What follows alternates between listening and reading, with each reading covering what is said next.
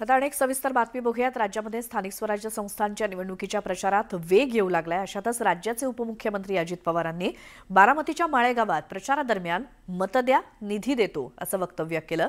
तर अजित पवारांच्या या वक्तव्यावरती विरोधकांनी सडकून टीका करत हा धमकी देण्याचा प्रकार असल्याचा आरोप केलाय। मत द्या निधी देतो। तुमच्या हातात मत द्यायचंय, माझ्या हातात निधी द्यायचंय। अजित पवारांची धमकी। तुम्ही तिथं काट मारली का मी पण काट मारता। विरोधकांचा अजित पवारांवर निशाणा। ही सौदेबाजी आहे किंवा धमकी याला म्हणता येईल। तुम्ही तिथं काट मारली का मी पण काट मारता। तुमच्या हातात मत द्यायचंय, माझ्या हातात निधी द्यायचंय। बघा काय ऐकलत? राज्याचे उपमुख्यमंत्री अजित पवारांचं हे वक्तव्य। अर्थ खात्याचे मंत्री असलेल्या अजित पवारांनी बारामतीतल्या माळेगाव नगरपंचायतीच्या प्रचाराचा नारळ फोडला। याचवेळी बोलताना अजित पवारांनी 18च्या 18 उमेदवार निवडून देण्याचं आवाहन केलंय। 18च्या 18 उमेदवार निवडून दिले ना, मी तुम्हाला सांगितलेलं सगळं द्यायला तयार आहे। पण तुम्ही तिथं काट मारली का मी पण काट मारता।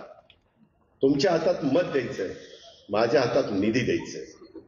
बघा काय ते। अजित पवार इतक्यावरतीच थांबले नाहीत, तर त्यांनी खास आपल्या शैलीत पंक्तीतील वाढप्याचं उदाहरण दिलं।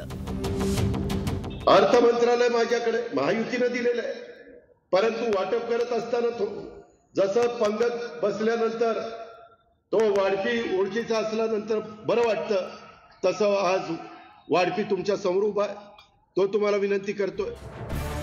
अजित पवारांच्या या धमकीवजा इशाऱ्यानंतर विरोधकांनी टीकेची राळ उडवली आहे। निधी आता त्यांच्या हातात आहे, ते धमकी देतात। मुख्यमंत्री यांच्या भारतीय जनता पक्षाचा आहे म्हणून हे सगळी खालचे लोक सगळे धमक्या देतात। सगळं धमक्या देणंच सुरू आहे। निधी देणार नाही, विकास होणार नाही, पैसे तुम्ही बघून घेऊ। हे काही मला वाटतं की या सगळ्यामध्ये फेअर निवडणुका होणार का हा खरा प्रश्न आहे। स्वच्छ पारदर्शी निवडणुका होतील का? आता ही सौदेबाजी आहे किंवा धमकी याला म्हणता येईल। ते असंही म्हटलं की तुमच्या हातात मत द्यायचं आहे, माझ्या हातात निधी द्यायचा आहे। निधी अजितदादाच्या घरचा नाही, निधी हा जनतेच्या करातून दिला जातो। अजितदादाच्या घरातून नाही दिला जात, हा करातून येतो, घरातून नाही जात। मला हे सगळी वक्तव्य ऐकून अशी तळपायाच्या मस्तकाला जाते।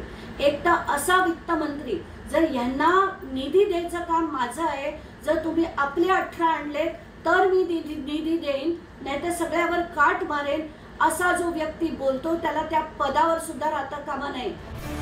तर सत्ताधाऱ्यांकडनं सारवासारव करण्याचा प्रयत्न केला गेला। शेवटी मुख्यमंत्री अजितदादा एकनाथ शिंदे तिघही मिळून राज्याच्या फायनान्सचा निर्णय करतात। शेवटी कुठल्याही फायनान्स डिपार्टमेंटला जेव्हा सही होतं तेव्हा तिघही मिळून सही करल्याशिवाय कुठलाही फायनान्स होत नाही। फायनान्स डिपार्टमेंट जरी अजितदादाकडे असलं तरी आम्ही सर्व मिळून कुठल्या विभागाला किती निधी द्यायचा हा निर्णय मुख्यमंत्री एकनाथ शिंदेजी आणि अजितदादा घेतात।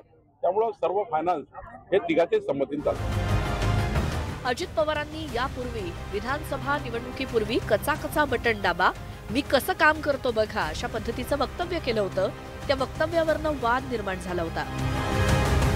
त्यानंतर आता पुन्हा एकदा मत द्या निधी देतो अशा प्रकारचं वक्तव्य अजित पवारांनी केल्यामुळे राजकारण तापलंय। Bureau report, news 18 Lokmat.